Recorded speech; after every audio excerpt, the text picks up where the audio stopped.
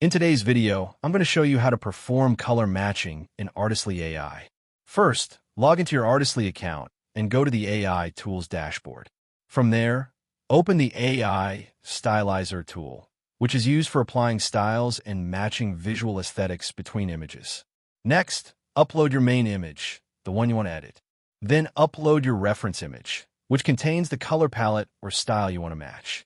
Now, in the prompt box, type something like, apply color matching from the reference image, transfer the color palette, balance tones naturally, and keep the original details sharp and intact. Click Generate and let Artistly AI process both images.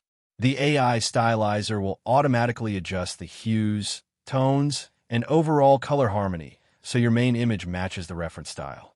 Once it's done, preview the result to make sure the colors are consistent while still keeping the subject clear and detailed.